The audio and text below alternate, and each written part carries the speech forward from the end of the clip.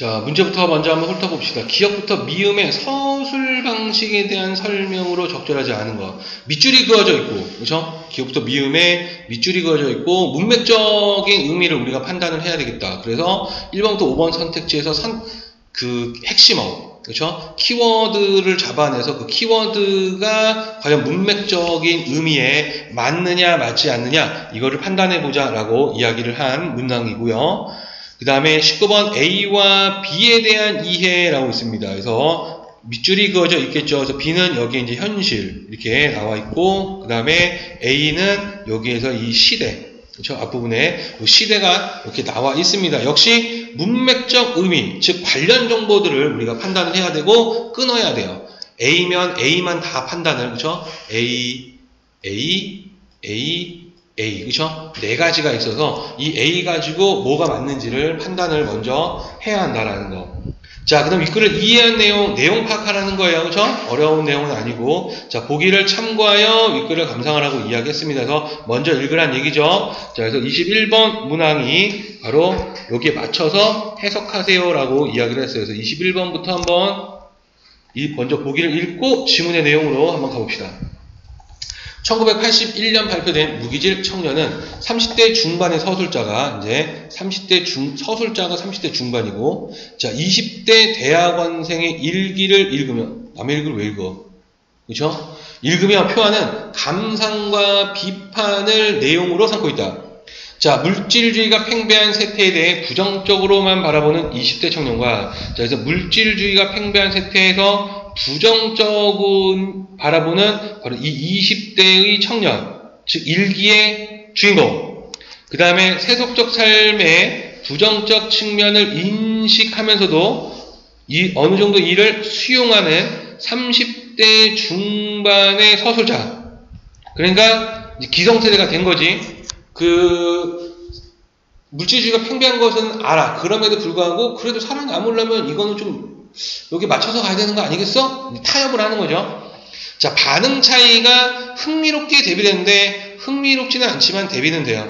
우리는 항상 여러분들과 함께 우리는 흥미를 느껴본 적은 없습니다. 그렇죠? 모든 작품에 대해서. 자, 이 점에서 이 작품은 자꾸 강요해, 흥미롭다고. 이 작품은 서술자가 젊은 세대에게 조언을 건네는 듯한 느낌을 준다는 거야. 그러니까 기성세대가 이렇게 하면 너 좀 세상에 좀 적용하기가 좀 힘들 텐데 라고 좀 뭔가 이렇게 이야기를 해준다는 느낌이다 라는 것이요. 자, 그래서 지문의 내용을 한번 갑시다. 굉장히 낯선 작품이에요. 그렇죠? 자, 봅시다. 나는 서술자네요. 우연히 대학원생 이만집이 바로 20대 청년이네요. 내 젊은 날의 비망록이라는 제목의 노트를 얻게 되었는데 주인을 찾지 못하여 간직하고 있다가 그의 비망록을 읽어나간다. 이만집의 아버지예요. 상당히 흥미를 유발하는 인물임에 틀림없다. 그래서 이거는 서술자의 생각이죠, 지금. 남자는 결벽증으로 인해 어떤 부정적 사건에 연루되어 혼자 죄를 덮어쓰고 공무원직에서 파면당한 양반인 것 같다. 늘 피해의식에 시달리거나 속마음은 멀쩡하고 내가 보기에는 이만집의 마티형, 그의 고서를 뒤적인다는 곰팡이 냄새나는 인물과 동료항으로 보인다. 그래서 지금 보면은 이 아버지와 그 이만집의 마티형은 동료항, 같은 부류다라는 거예요. 뭔가 이렇게 파면당한 것처럼, 즉 혼자 죄를 덮어쓰고 뭔가 순수함을 지키려고 하는.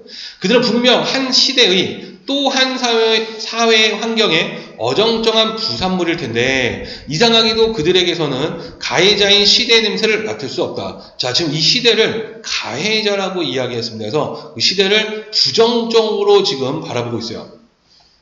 한 시대에 너무 밀착되었다가 또는 그것과 꾸준히 호흡을 같이 했다가 어느 날 배신을 당하며 그것과 매정하게 등을 지고도 그럭저럭 살아내지기는 하는 모양이다. 그들은 애써 이 시대와 무관하다는 표정만 짓는다. 자, 이제 시대와 무관하다. 시대가 지금 아까 위에서 봤듯이 부정사건이 있잖아요. 그렇죠? 시대는 뭔가 부정적인 것을 요구를 하는데 이 아버지와 이 마티형이라는 인물은 그런 부정적인 것에서 거부하는 겁니다. 그렇죠?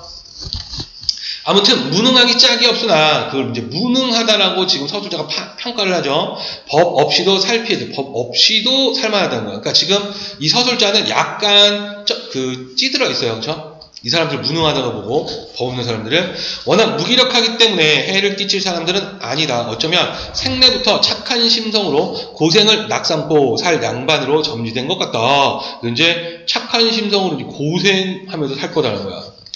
그런 사람인가 보다. 그러나 주위 사회적 환경이 곧 세파가 그들을 인간으로서가 아니라 가장으로서의 자격 상실자로 만들어버렸다. 자, 그래서 지금 주위의 어떤 사회적 환경, 그 시대가 바로 가장으로서의 자격 상실자, 돈을 벌지 못하는 거죠. 자, 그렇긴 해도 그들이 속물은 아니고 우리 주변에서 가끔씩 만날 수 있으며 이런 답답한 위인들이야말로 사회를 사회답게 굴러가도록 만드는 길라잡이이다. 그래서 사회를 사회답게 만드는 사람에 대해서 긍정적으로도 평가를 또 하네요. 부정적이었다가 긍정적이었다가 얘 왠지 이상해. 그렇죠? 그러나 그들이 허술한 구멍들을 여기저기서 땜질하고 있으므로 우리 사회 외관은 언제라도 너절할 수밖에 없다. 그래서 우리 사회의 외관이 너저분하다라는 거예요. 그렇죠? 자, 열흘 후의 일기에 이제 열흘 후의 일기 얘기로 바뀝니다.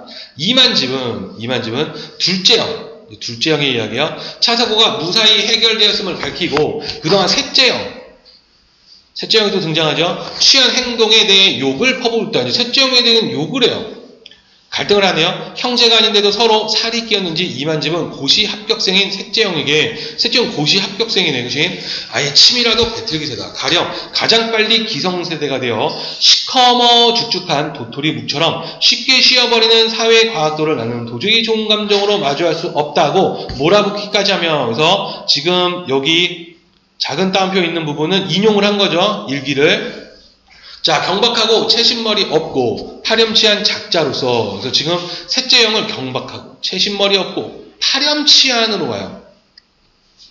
자, 가난에 동참하지 않으려고 발버둥이다. 라면 셋째형에게 마구 삿대질이다. 그래서 이 부분도 지금 여기까지도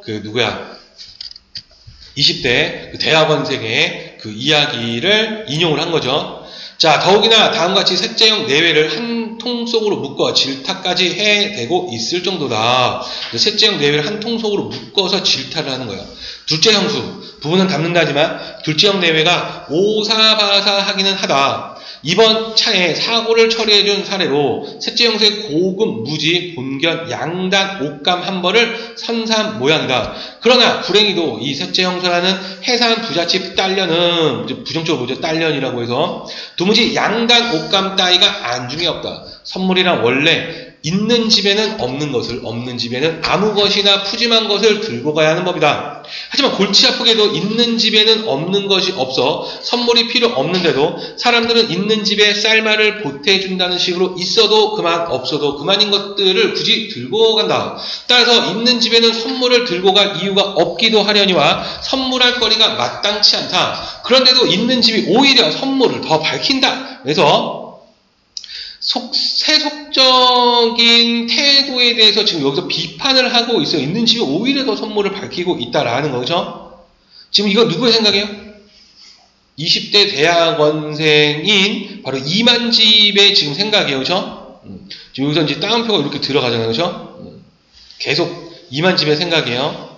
자, 아래 것들께 부녀자의 옷감을 선물이랍시고 디미는 둘째 형수 내외도 의문하기는 선물 받는 것들이나 마찬가지다. 둘째 형수도 이제 비판을 하네. 의문스럽다고. 어쨌든 셋째 형 내외는 언제 봐도 재수 없는 꼬락서니를 빳빳이 쳐들고 다닌다. 나야 그들과 가능한 담을 쌓고 지낼 작정이고 그들은 나 같은 거야 있어도 그만 없어도 그만인 불의에 하찮은 인간으로 대할 테지만 아무래나 이런 식으로 슬슬 형제간에 정을 떼 가다가 종래에는 서로가 서로에게 남처럼 되어져 버리길 나는 진심으로 바란다. 남처럼 되기를 바라는 이제 셋째 형하고는 인연을 끊고 싶다는 거지. 남남끼리라 우리 형제 사이는 덜 피곤한 것이다. 큰형 집을 모두 함께 나오려 했을 때 셋째 형수라는 게 마음에 들지 않습니다. 그죠? 자, 제 딸은 애교를 부리며 한다는 소리가 또 내 부하를 긁어놓았다. 선물까지 받아 우쭐대고 싶어 공연히 점잖게 있는 사람의 심사를 건드려 양양이를 부리려는 속셈이었을 터이다. 도련님은 언제 취직할 거예요? 그렇게 열심히 공부해서 어디다 쓸 거예요? 아직 연애를 못 해봐서 돈 벌기도 싫나 봐요. 그렇죠? 나는 하는 수 없이 말 같지 않은 말에 응했다. 연애하고 취직하면 돈이 중요한 줄 알게 될 거라는 소리를 들리는데요. 그런데 돌대가리인 제가 보기에는 돈을 좋아하는 사람만이 그걸 쫓을 권리가 있는 것 같아요. 저는 아직 도무지 좋고 나쁜 걸 분별할 수 있는 능력이 없어요. 그러니까 공부나 슬슬 더 해볼까 어쩔까 싶어요.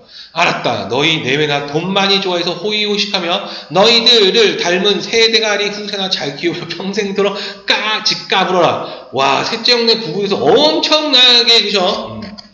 뭐 이렇게 그 새대가리나 막 이렇게 그죠? 잘 키우라고. 자, 내가 보기에는 여기서 내는 이제 서술자예요, 그죠? 여기까지가 이제 그 일기 내용이었고, 내가 보기에는 이만집의 셋째 형처럼 이제 평가를 합니다. 이제 이만집의 셋째 형에도 평가를 하죠. 영리한 형제가 집안에 하나쯤은 있어 가문을 덩실하게 살려주면 좋겠는데, 이 셋째 형이라는 위인은 처가덕에 그리운 것이 없지, 자기 눈앞에 펼쳐진 세상을 야금야금 핥아대는 이른바 출세 지향주의자인 것 같다. 아무튼 흥미있는 위인이고 재미있는 세상살인데, 사람들마다의 사고를 획일화할 수 없듯이 사람들마다의 재주와 처세술도 이렇게 다양해 된다고 나는 생각한다. 불공평이라는 이 세상 만사에 영구불명하는 형평의 질서가 없으면, 자, 이 불공평을 형평의 질서라고 이야기합니다. 불공평한 것이 공평한 거라는 거야. 지금 누가 고시에 합격하려고 엉덩이에 못이 앉도록 책상 앞에 앉아 있겠는가? 자, 그러니까 이 30대의 이 서술자는 살아보니까, 야, 세상에 이렇게 고시 공부해서 얘네들이 고통을 겪는데 이게 다 모두 다 공평할 수가 없잖아. 얘는 공부를 더 했으니까 더 대우를 받아야 되고 돈을 잘 벌어야 되지 라고 인정해 주는 거네요. 또한 아들 자식을 막노동판에 보내려면 누가 기를 쓰며 대학 교육을 시키려고 하겠는가? 우리 현실에 비추어 이만집의 교육과는 너무 고리타분한 것이 아닐까 해서, 이 현실은 지금 서술자인 나가 살고 있는 현실이고, A의 시대는 바로 이만집의 아버지가 그죠? 살았던 그런 시대를 이야기하네요. 자, 그럼 18번 문항으로 한번 가서 설명으로 적절하지 않은 게 뭐냐? 정답은 2번인데, 자, 니은 부분. 자, 니은은 그들은 애써 이 시대와 무관하다는 표정만 짓는다 라고 이야기했어요. 서술의 주체가 직접 관찰한 건 아니죠. 서술자가. 그렇죠? 서술자는 일기를 통해서 본 거고, 얘네들 이만집의 식구들을 직접 보지는 않았습니다. 그래서 2번은 직접이라는 단어는 틀렸다라고 볼 수가 있고요. 19번 문항으로 가서 이해한 내용으로 적절하지 않은 게 무엇이냐? 정답 20번이잖아요.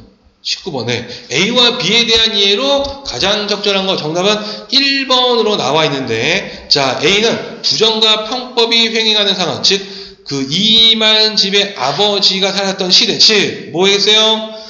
부정 사건이 일어나던 시기입니다. 그렇죠?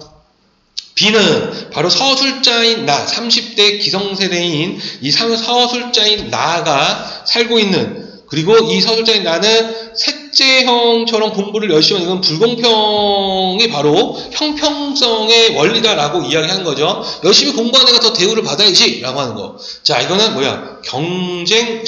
경쟁사회라는 거야. 이 경쟁심리가 팽배한 상황을 함축하고 있다라고 볼 수가 있습니다. 그래서 얘가 엉덩이에 못이 박히도록 사법고시를 패스한 건 더 잘 살게 되는 경쟁을 할 수밖에 없다라는 거하고 연결을 시킬 수가 있겠네요. 자, 20번. 이해한 내용으로 적절하지 않은 게 무엇이냐? 답은 4번인데, 이만집은 둘째 형에게 과도한 대가를 요구하는 셋째 형수와 요구하지 않았습니다. 셋째 형수는 그냥 둘째 형수가 자기가 할 수 있는 최대 선물을 한 거지. 그쵸? 자, 그래서 그 둘째 형 내외를 모두 부정적으로 보았다. 이렇게인데, 그렇지 않다라는 거. 자, 마지막 21번. 윗글을 감상한 내용으로 적절하지 않은 게 무엇이냐? 답이 3번인데 보면, 양단 옷감을 받은 셋째 형수의 태도를 두고 있는 집이 오히려 선물을 더 밝힌다라고 평한 것에서 일기를 읽는 서술자의 물질주의에 대한 비판적 성찰이 드러나는군, 이렇게 되는데, 지금 보면은 있는 집이 오히려 더 선물을 밝힌다라고 이 평한 것은 서술자가 아니라 바로 이만집이었습니다. 그러니까 얘는 서술자의 말이 아니에요. 서술자의 말이 아니라 이만집의 말이기 때문에 이만집이 물질주의에 대해서 비판을 하고 있는 거고, 마지막 부분에 보시면 아시겠지만 불공평이라는 걸 이야기하면서 셋째 형이 출세를 하는 건 당연하다라고 지금 봐요. 그래서 이 서술자의 생각은 아니다라는 겁니다. 그래서 3번은 틀렸다 이렇게 볼 수가 있겠네요. 자, 여기까지 혹시 질문 있으신 분? 없어요?